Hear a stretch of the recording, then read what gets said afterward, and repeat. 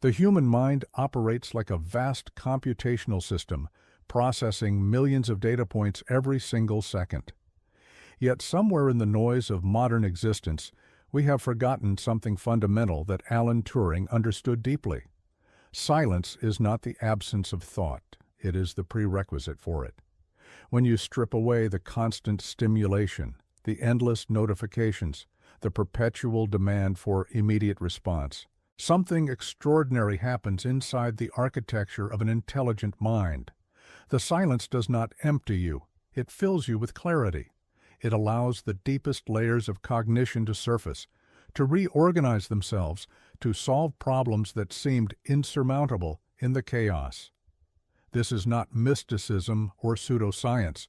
This is neurobiology meeting computational theory, and it explains why every truly great thinker, from Turing himself to the greatest minds of our era, has guarded silence like a precious resource. They understood that intelligence without silence is like a processor without cooling time, running hot, degrading, eventually burning out. The question is not whether you need silence. The question is whether you can afford to ignore it any longer. Think about what you believe intelligence actually is. Most people imagine it as speed, as the ability to process information faster than everyone else, to have answers ready on demand, to never pause, never hesitate, never be caught without a response. We celebrate the quick-witted, the fast-talking, the person who can juggle 10 conversations simultaneously and still seem sharp. But this is a profound misunderstanding of how intelligence actually works. Real intelligence is not about speed of response. It is about depth of processing. It is about the ability to hold complex ideas in your mind simultaneously, to let them interact with each other in ways that surface-level thinking never could. When you are constantly stimulated, constantly responding, constantly in motion, you are operating at the surface level of your cognition. You are using what neuroscientists call your working memory, the part of your brain that handles immediate tasks and quick reactions. But the deepest intelligence, the kind that solves genuinely novel problems, that creates breakthrough ideas, that sees connections others miss, requires access to your long-term memory systems, your associative networks, the vast interconnected web of knowledge and experience that only becomes accessible when your conscious mind finally stops demanding immediate answers. Silence is the gateway to that deeper layer. When you sit in silence, when you remove the constant input, your brain does not shut down. It does the opposite. It begins to consolidate information, to make new connections, to reorganize itself in ways that produce genuine insight. This is why Turing, a man who lived in an era of constant intellectual pressure, who was solving problems that would determine the outcome of a global war, still insisted on periods of complete withdrawal. He was not being eccentric, he was being strategic. He understood that the most valuable thinking happens not when you are actively trying to solve a problem, but when you have stopped trying and allowed your mind to work beneath the surface of consciousness. Consider the historical moment when Alan Turing faced the Entscheidungsproblem, the decision problem posed by David Hilbert in 1928. This was not a simple mathematical puzzle. This was a fundamental question about the nature of computation itself. Is there a mechanical procedure that can determine whether any given mathematical statement is true or false? The entire foundation of mathematics was in crisis. Kurt Gödel had just proven in 1931 that any consistent formal system powerful enough to describe arithmetic must contain statements that are true but unprovable within that system. The mathematical world was reeling. Hilbert's dream of a complete, consistent, decidable system of mathematics had collapsed. Into this chaos came Turing, a young mathematician at Cambridge, and he did something extraordinary. Rather than trying to solve the problem directly, he first had to imagine what a machine would need to be capable of in order to solve it. He spent months in deep thought, not frantically writing equations, but sitting with the problem, letting it reshape his understanding of what computation even meant. The result was the Turing machine, a theoretical device so elegant, so fundamental, that it became the blueprint for every computer that would ever exist. The Turing machine was not designed to solve a specific problem. It was designed to define what it means for a problem to be solvable at all. It consisted of an infinitely long tape divided into squares, each square containing a symbol or blank space. A read-write head could move left or right along the tape, reading symbols, writing symbols, erasing symbols, all according to a finite set of instructions. The machine had a finite number of internal states, and based on the current state and the symbol it read, it would perform an action and move to a new state. This simple mechanism, this elegant abstraction, could theoretically compute anything that is computable. But here is what is crucial. Turing did not arrive at this insight through frantic calculation. He arrived at it through sustained, focused thought. He would walk through the Cambridge countryside for hours, thinking about the nature of mechanical procedure, about what it means for something to be algorithmic, about the boundary between what can be computed and what cannot. In those walks, in that silence, his mind was making connections that no amount of desk work could have produced. The Enigma machine, the German encryption device that Turing would later help break during World War II, operated on a similar principle. It was a mechanical device that scrambled messages using a series of rotating wheels, each wheel containing a wired substitution cipher. The number of possible configurations was staggering, over 158 quintillion possible settings. The German military believed the Enigma was unbreakable because the number of possible keys was so vast that no human could check them all in any reasonable time. But Turing, working at Bletchley Park with a team of brilliant mathematicians and engineers, realized that you did not need to check all possible configurations. You needed to think about the structure of the problem differently. He designed the bomb machine, an electromechanical device that could test multiple Enigma configurations simultaneously, using logical deduction to eliminate impossible settings. The bomb could test thousands of configurations per minute, but more importantly, it was designed based on a deep understanding of the mathematical structure of the Enigma system. Turing had spent countless hours in silence, thinking about how the machine worked, about what patterns it must produce, about what logical constraints could be exploited. The result was that the bomb could break an Enigma message in hours, rather than the years it would have taken through brute force. Historians estimate that breaking the Enigma code shortened World War II by several years and saved millions of lives. This was not achieved through speed of response or constant activity. It was achieved through deep, sustained, silent thinking that allowed Turing to see the structure beneath the surface of the problem. Now, let me ask you something that might make you uncomfortable. If you were facing a problem as complex as the Entscheidungsproblem, as consequential as breaking the Enigma code, would you spend your time scrolling through social media? Would you keep your phone nearby, checking notifications every few minutes? Would you fill every moment with stimulation and input? Of course not. You would recognize that the problem demands your deepest thinking, and you would protect the silence necessary to access that thinking. Yet in your daily life, you treat problems of genuine importance with far less respect. You try to solve them while distracted, while stimulated, while operating at the surface level of your cognition. You wonder why you cannot find creative solutions, why you feel stuck, why the same problems keep recurring. The answer is that you have never given yourself the silence necessary to think about them deeply. Turing understood something that modern neuroscience is only now confirming. The human brain has two fundamentally different modes of operation.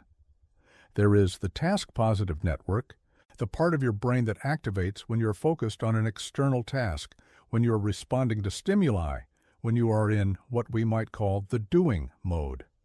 And there is the default mode network, the part of your brain that activates when you are not focused on any external task, when you are daydreaming, when you are in what we might call the being mode, The default mode network is where your brain makes its most creative connections. It is where disparate pieces of information get linked together in novel ways. It is where your brain consolidates memories, integrates new information with existing knowledge, and generates insights that seem to come from nowhere. But here is the problem. The default mode network only activates when the task-positive network is quiet. When you are constantly stimulated, constantly responding, constantly in the doing mode, your default mode network never gets a chance to activate. Your brain never enters the state where genuine creativity and deep insight become possible. This is why Turing, why every great thinker, why every person who has ever produced work of genuine significance has insisted on periods of silence. They were not being antisocial or difficult. They were protecting access to the deepest layers of their own cognition. The Turing test, proposed in 1950, represents another moment where Turing's thinking reveals the power of sustained, silent reflection. The test was deceptively simple. A human judge engages in a text-based conversation with two entities, one human and one machine, without knowing which is which. If the judge cannot reliably distinguish the machine from the human, then the machine has passed the test and could be said to be thinking. But the genius of the test was not in its simplicity. It was in what it revealed about the nature of intelligence itself. Turing was not asking whether a machine could think in some abstract philosophical sense. He was asking a much more practical question. What is the observable behavior that would convince us that something is thinking? And in asking that question, he was forcing us to confront the fact that we have no direct access to anyone else's consciousness. We infer that other humans are thinking based on their behavior, their language, their responses. If a machine could produce indistinguishable behavior, on what grounds could we deny that it was thinking? This insight did not come from Turing sitting at a desk frantically trying to solve a problem. It came from him sitting in silence, thinking about the nature of intelligence, about what we actually mean when we say something is thinking, about the boundary between simulation and reality. The Turing test has been debated for over 70 years, and it remains one of the most profound questions in philosophy of mind. But it emerged from a moment of sustained, focused thought. It emerged from silence. Consider now the problem of the halting problem, perhaps the most elegant proof of computational limitation ever conceived. Turing proved that there is no general algorithm that can determine whether any given program will eventually halt or run forever. The proof is a masterpiece of logical reasoning, using a technique called proof by contradiction. Imagine a program that could solve the halting problem, that could take any program as input and determine whether it halts or runs forever. Now imagine feeding that program a description of itself, modified, so that if the original program said, "This program halts," the modified version says, "This program runs forever," and vice versa. You have created a logical contradiction. The program cannot halt if it halts, and it cannot run forever if it runs forever. Therefore, no such program can exist. The halting problem is not solvable by any algorithm, no matter how clever. This is not a limitation of current technology or current understanding. This is a fundamental limit on what computation can achieve. And Turing proved this in 1936, decades before computers even existed in their modern form.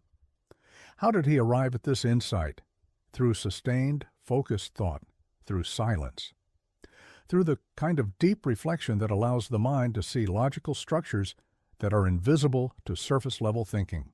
Now we arrive at the profound implication that Turing himself grappled with in his later years.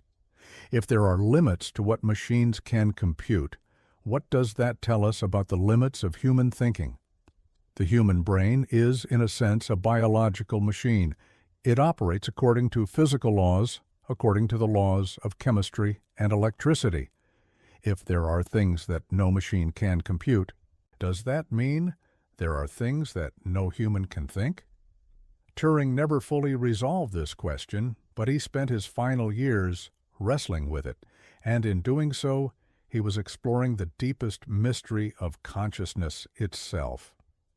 What separates human thinking from machine computation? Is it merely a matter of complexity, or is there something fundamentally different about biological intelligence? These are not abstract philosophical questions. They have profound implications for how we understand ourselves, for how we approach problems, for how we develop artificial intelligence. And they can only be explored through the kind of sustained silent reflection that Turing exemplified. The implications of Turing's work extend far beyond mathematics and computer science. They reshape how we understand intelligence itself. In the modern era, we have built a civilization that is fundamentally hostile to silence. We have created technologies that demand constant attention, that reward rapid response, that punish the person who takes time to think deeply.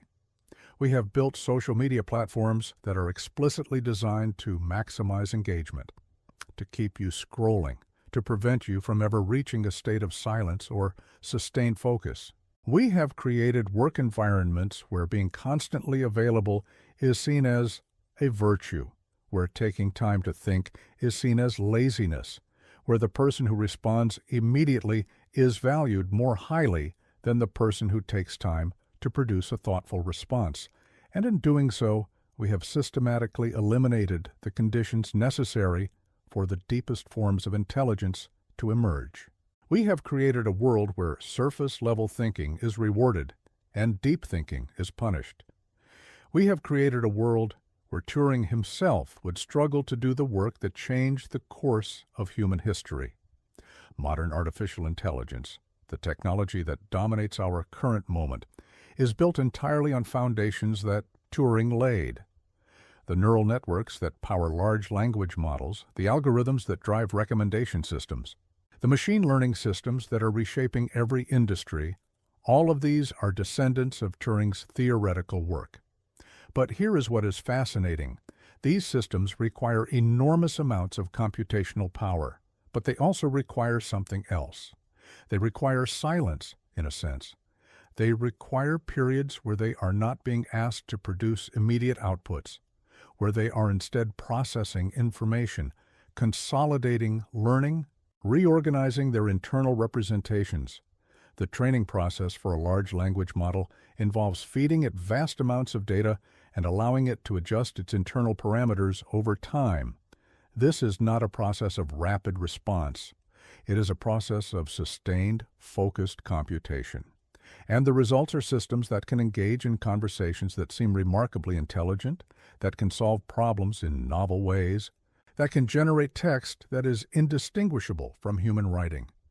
But these systems are still fundamentally limited by the boundaries that Turing proved exist. They cannot solve the halting problem. They cannot determine the truth value of every mathematical statement. They cannot access forms of knowledge that require genuine understanding rather than pattern matching. And this limitation points to something crucial about human intelligence. The deepest forms of human thinking may involve capacities that go beyond pure computation. They may involve forms of understanding that emerge from embodied experience, from emotion, from the integration of multiple systems of knowing that a purely computational system cannot replicate. Cryptography, the science of secure communication, is another domain where Turing's insights have become foundational to modern technology. Every time you make a purchase online, every time you send a private message, every time you access your bank account, you're relying on cryptographic systems that are built on principles that Turing helped establish. Modern encryption relies on the fact that certain mathematical problems are easy to verify but hard to solve. For example, it is easy to check whether two large numbers are factors of a given number, but it is extremely difficult to find those factors if you are only given the product. This asymmetry between verification and solution is the foundation of public key cryptography. But this asymmetry exists because of fundamental limits on computation, limits that Turing proved. There are problems that are computationally hard not because we have not yet found efficient algorithms, but because no efficient algorithm can exist. Understanding this distinction, understanding the deep structure of computational difficulty, required Turing to think in silence, to hold complex ideas in his mind, to see connections that were not obvious on the surface. The question of artificial intelligence and consciousness remains one of the most profound open questions in science and philosophy. Turing's work suggests that consciousness, if it is to be understood at all, cannot be reduced to pure computation. The Turing machine can compute anything that is computable, but there may be aspects of consciousness that are not computable in this sense. There may be forms of understanding that emerge from the integration of multiple systems, from the embodied nature of human cognition, from the way that human minds are embedded in bodies and in social contexts. This does not mean that machines cannot be intelligent. It means that machine intelligence and human intelligence may be fundamentally different in kind, not just in degree. And exploring this difference, understanding what makes human thinking unique, requires the kind of sustained, focused reflection that silence makes possible. The modern crisis of attention is not merely a personal problem, it is a civilizational problem. We have created technologies and systems that systematically undermine the conditions necessary for deep thinking. We have built a world where the default is constant stimulation, where silence has become something you have to actively defend, where the person who takes time to think deeply is seen as inefficient or unmotivated. But the evidence is overwhelming. The deepest forms of intelligence, the most significant breakthroughs, the most creative solutions to complex problems all emerge from periods of sustained, focused thought. They emerge from silence. Turing proved that there are limits to what computation can achieve, but he also demonstrated through his own work and his own life that human intelligence can transcend those limits through the kind of deep, sustained thinking that only silence makes possible. The question is whether we will protect the conditions necessary for that thinking, or whether we will continue to allow our attention to be fragmented, our focus to be scattered, our minds to be kept perpetually at the surface level of cognition. The choice is ours, but the consequences are profound.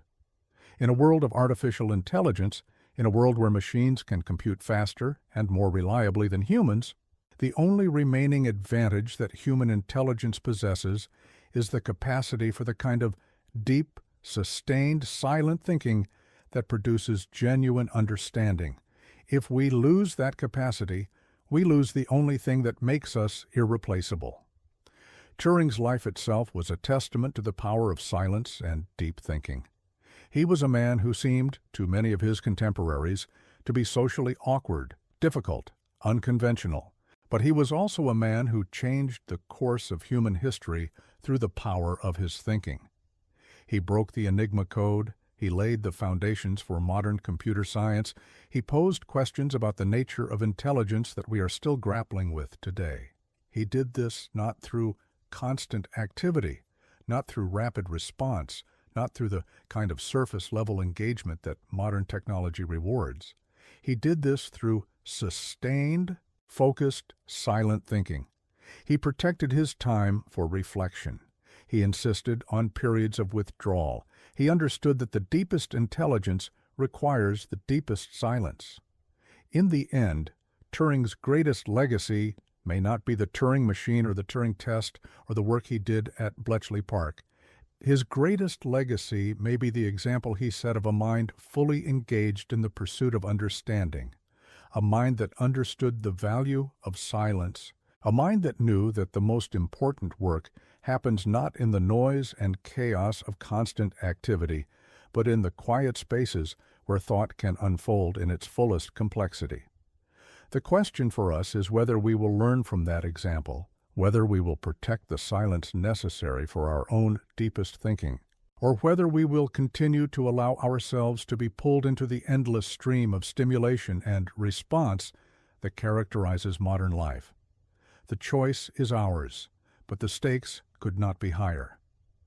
In a world increasingly dominated by artificial intelligence, the only thing that will distinguish human intelligence is our capacity for the kind of deep, sustained, silent thinking that produces genuine understanding. That capacity is not a luxury. It is a necessity, and it is rapidly disappearing.